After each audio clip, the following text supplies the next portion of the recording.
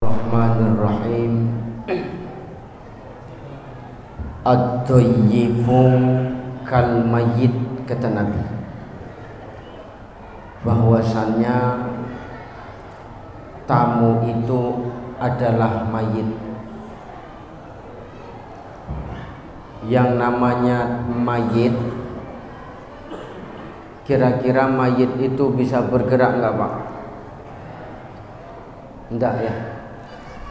Yang namanya mayit itu kalau dia apa-apain kira-kira bisa ngelawan enggak ya? Enggak. Yang namanya mayit kira-kira kalau dipukul bakal bales enggak? Yang namanya mayit kira-kira kalau dimandiin dia ngomong, aku mandi sendiri aja lah. Ada enggak? Enggak. Makanya Nabi ngomong ad-dayyifu kal mayyit, bahwasanya tamu itu seperti mayit. Yang namanya mayit dia ndak bisa apa-apa.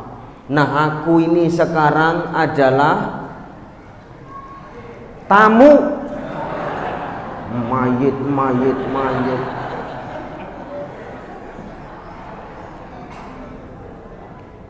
Berarti saya adalah tamu. Mayit. Jadi kalau tamu seperti mayit, jadi kalau namanya mayit nggak diapa-apain, diam aja, maka saya adalah tamu yang seperti mayit. Saya akan mengikut apa kata tuan rumah. Sekarang saya tanya para tuan rumah, saya duduk atau berdiri? Kalau memang saya disuruh berdiri, kenapa ada bangku? Tapi sudah nggak apa-apa, ada bangku nggak apa-apa. Tapi itu nggak saya openi, karena memang saya tidak gila kursi.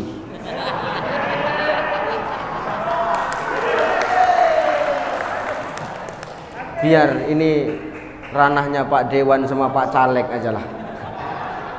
Ya kan enak kalau di sini banyak caleg, Pak. Yang penting semenisasi selesai ya, Pak. Insyaallah ya.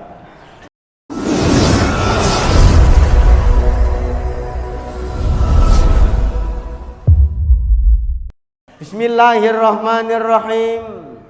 Assalamualaikum warahmatullahi wabarakatuh.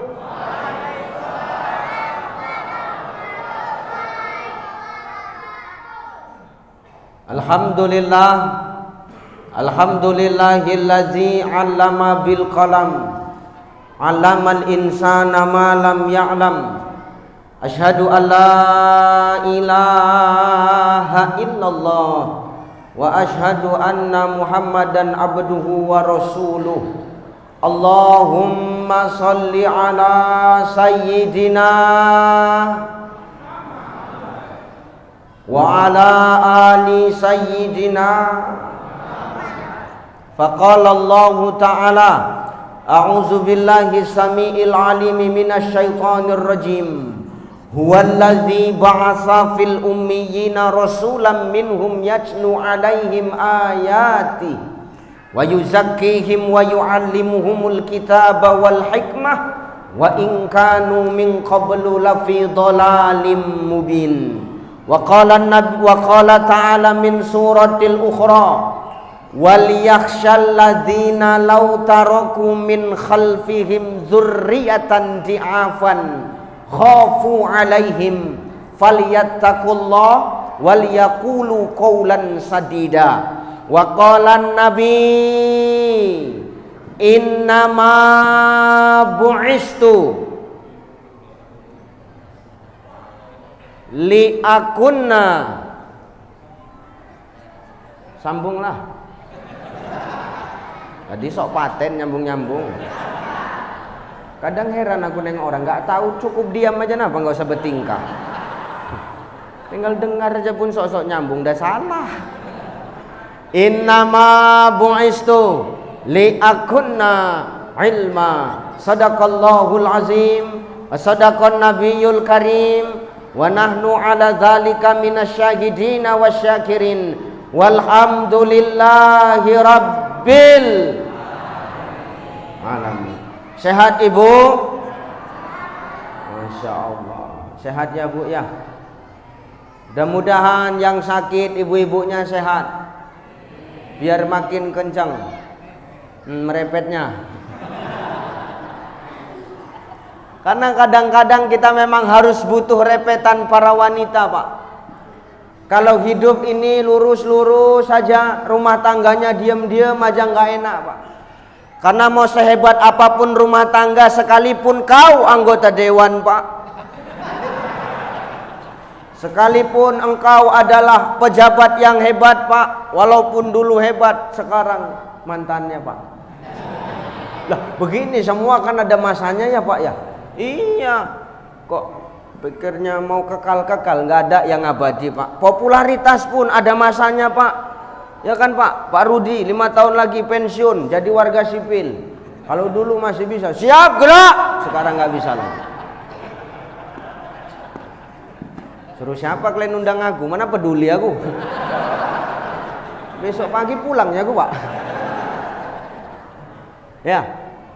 Memang kita kadang-kadang butuh harus repetan perempuan, Pak. Karena repetannya itu bagaikan syair yang mengingatkan telinga kita, Pak. Kadang-kadang rindu, saya seminggu di Tanjung Pinang dan Batam ini, sudah seminggu saya rindu rasanya. Direpetin sama istri, rindu saya. Karena selama di sini nggak ada yang merepetin saya, nggak ada yang berani merepetin saya. Saya datang lama kemari, nggak ada yang berani merepet, diam aja semua. Kenapa Ustadz tadi datang terlambat? Bukan terlambat, Pak Tun yang sedang menahan saya minum kopi. Pak Tun, bukan anggota dewan, Pak Tun. Tapi entahlah nanti kalau pulang nih ya kan, Pak. Mana tahu Pak apa? Siapa nama Pak? Ya tuh.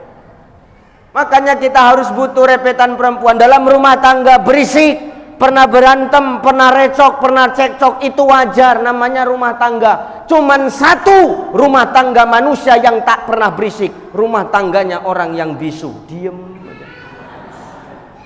Coba orang bisu, apa pernah berantem? Mana pernah, Pak? Berantem pun entah apa bahasanya, nggak recok, Pak.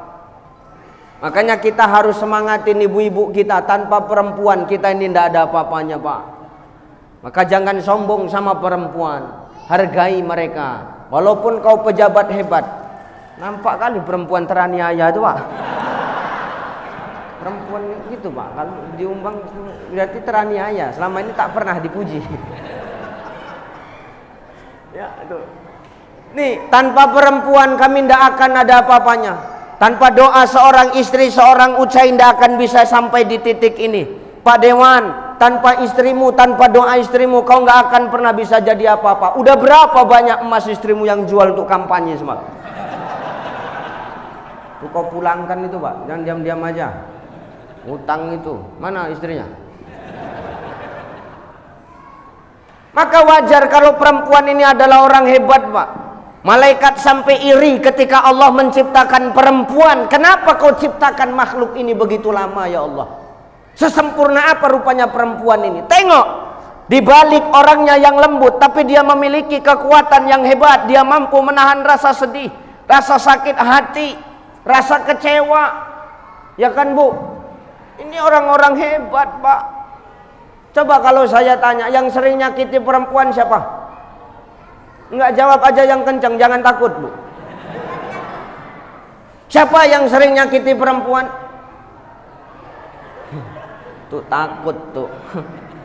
Ya, makanya hati-hati, Pak. Kita tidak ada apa-apanya tanpa mereka. Wajar kalau ada istilah yang mengatakan seorang istri tidak akan pernah tertidur mulai dari terbit matahari sampai terbenam mata suami. Terbenam matahari, tapi kalau mata suami itu belum terpejam, masih mengganggu aja. Ya enggak, Bu? Ya, tuh ngaku tuh suami ibu tuh. Makanya ibu-ibu tetap sehat, tetap ingatkan kami. Tapi ingat, mengingatkan beda tipis dengan mengatur. Wanita wajibnya menata, bukan mengatur. Ingat itu bunda.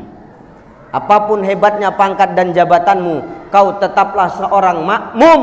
Surgamu di bawah redoknya kami.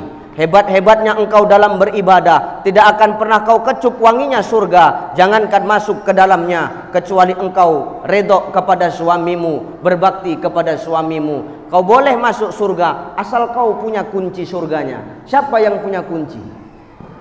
Kami yang punya kunci.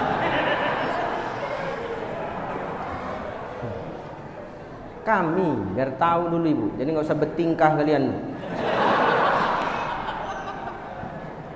Dah, mudah-mudahan ibu-ibunya sehat. Sehat pak? Sehat pak? Sehat, alhamdulillah. Insya Allah sehat-sehat, cerah-cerah gini wajahnya ya. Insya Allah. Karena ini adalah salah satu refleksinya bapak. Refreshingnya bapak ketika begini, agak pisah dari orang tu sedikit. Karena ketika agak berjauhan sedikit dari orang tu, agak tenang hati kita. Ya, insyaallah. Mudah-mudahan kita dalam keadaan sehat semua. Yang terhormat, wabil khusus para alim ulama, asatis wa asatizah, muallim wa muallima, para guru, para orang tua sesepuh, nini sepuh yang ada di tempat ini. Kita doakan semoga guru-guru kita tetap dalam keadaan sehat walafiat. Amin. Yang terhormat sesepuh kita Bapak Haji Ismet Abdullah selaku tokoh Kepulauan Riau. Beliau hadir di tengah-tengah kita. Kita doakan semoga Allah senantiasa meridhoi beliau. Kita doakan semoga Allah senantiasa melindungi beliau. Allah berikan kesehatan kepada beliau. Amin. Yang terhormat Ketua DKM, para tokoh masyarakat, tokoh agama, Bapak dari apa nama bapak pak? Bapak Babin Kamtipmas, ya pak, Bapak Babinsa, Insya Allah. Yang hadir tengok akur gitu kan enak kalau nengok akur.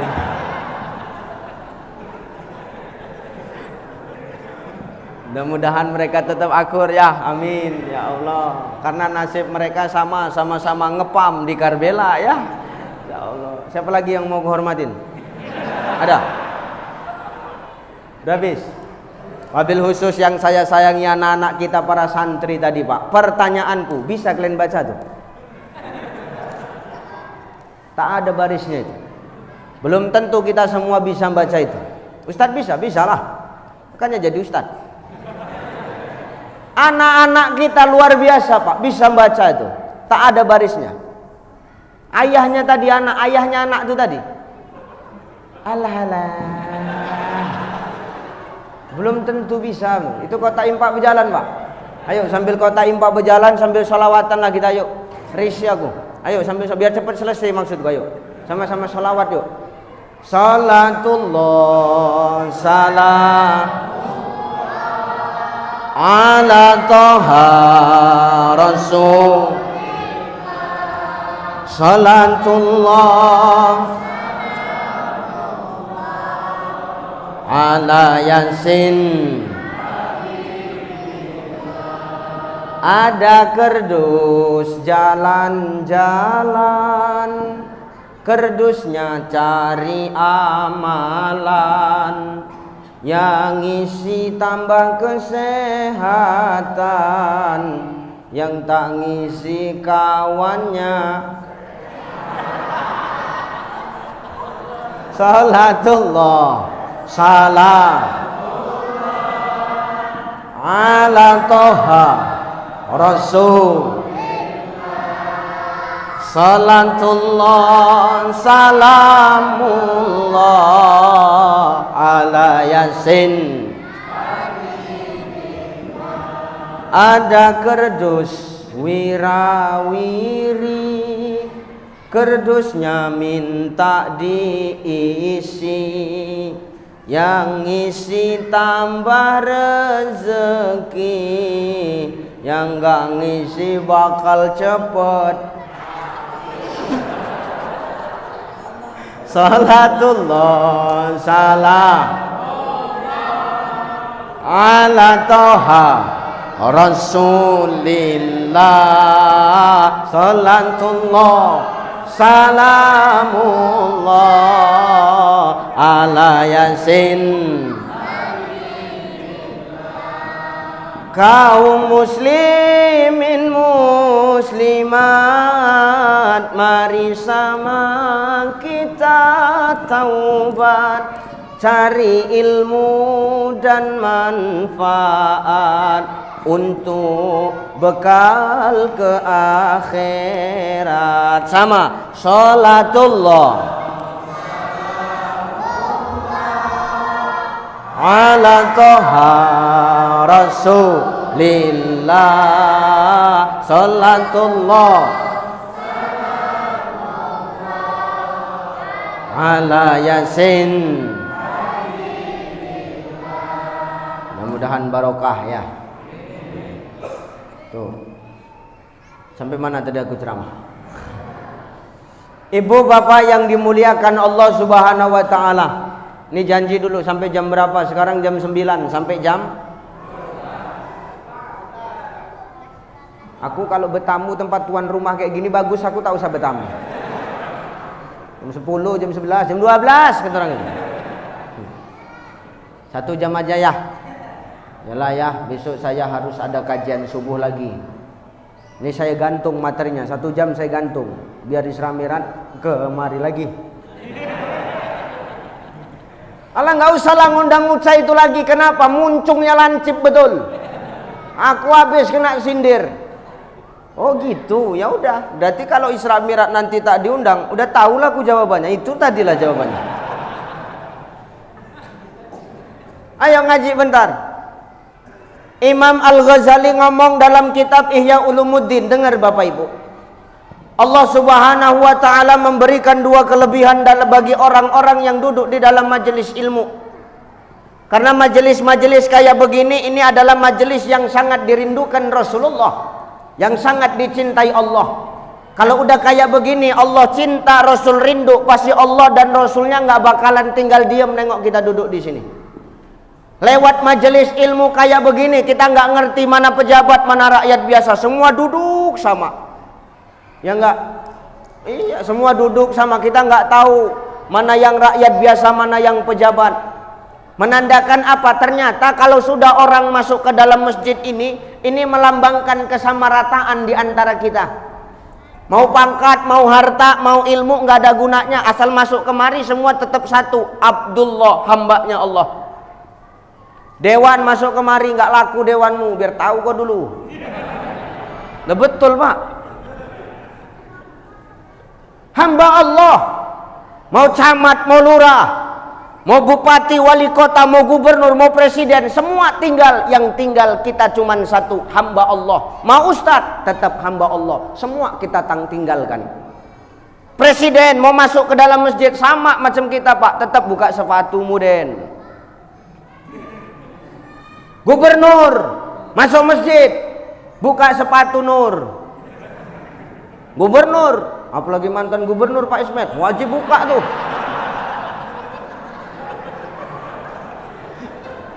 Bener tuh ya. Mau apa lagi? Mau aparat negara masuk ke dalam masjid, buka sepatumu. Rat. Bener, mau camat masuk ke dalam masjid, buka sepatumu mat. Mau lurah, buka sepatumu lur. Ustadz masuk masjid, buka sepatumu. Nah, ini yang nggak sedap nih, tat, gitu Pak. Karena kalau orang sudah masuk kemari ini, kita nggak bawa identitas kita di dunia Pak. Kita bawa identitas kita sebagai hambanya Allah. Karena kalau orang udah masuk ke dalam masjid mah, yang dinilai sama Allah cuman satu, apa? Inna akramakum indallahi atqakum, cuman takwa, yang lain tinggal Bang. Lah bener. Nah kita semua nanti bakal mengalami hisab kok. Ngalamin hisab kita. Nggak peduli Allah Ta'ala mau apapun. Aku dulu Ustadz kondang masuk TV, nggak peduli malaikat. Banyak kali cakap kau kata malaikat. Puak sekali. Malaikat nggak lihat itu, Pak.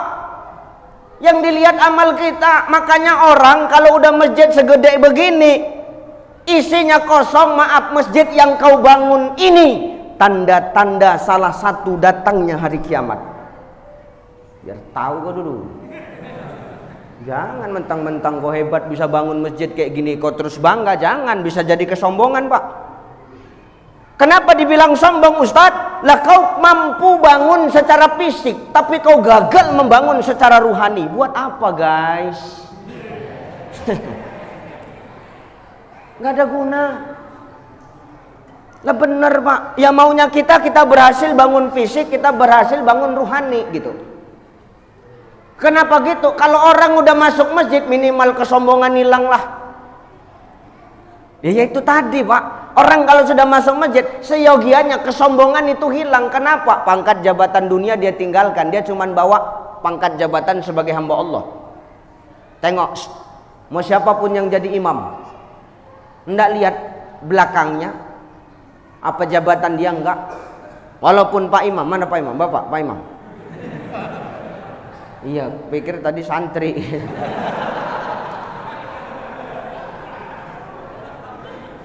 Ya, soalnya kan masih muda kan gitu ya, insya Allah. Udah pernah masuk TV, Bang? Udah. Cuman kok nggak seterkenal aku. Sombong. Mati juga nya Kocai. Nggak usah sombong kali Kocai. Sementaranya nih. Tengok.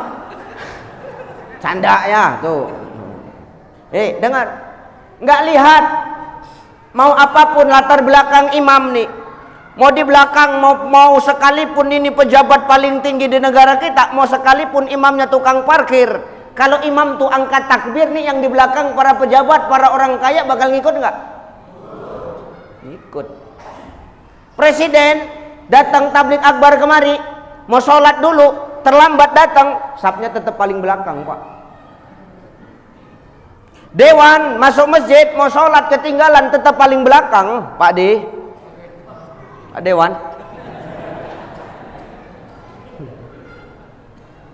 Mau apa lagi? Pak Babin Kaptip, Mas? Pak Babin sah? Nggak laku, Pak. Di belakang. Dekat tempat wudhu tuh, belakang. Lah serius, kalau datang mau cepet, ya datang duluan.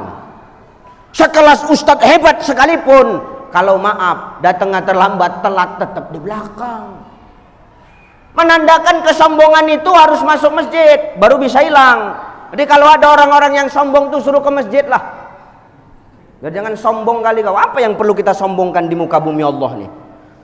Min sulalatin min tin. Kita ini berasal dari saripati tanah.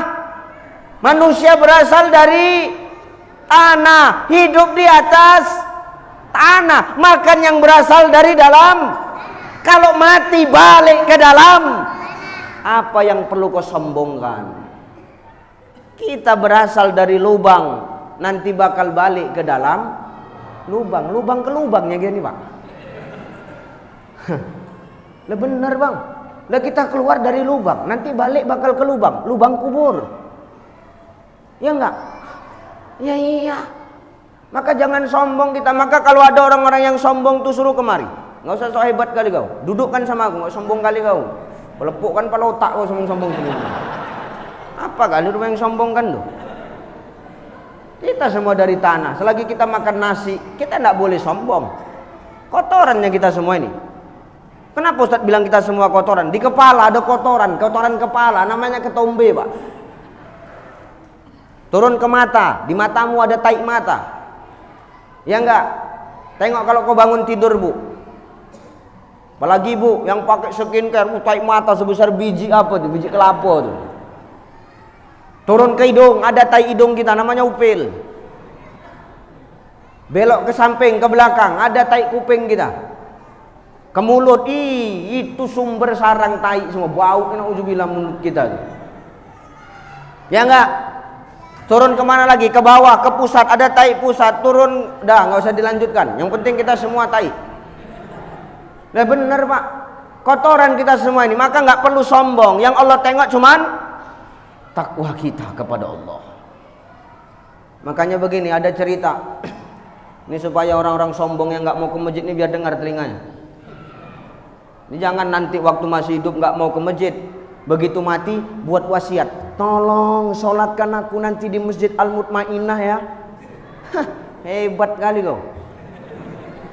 Kalau aku Bilal mayitnya udah kubungkus dia macam apa tuh, lontong tuh, ku campakkan ke Laut Riau, buang sana.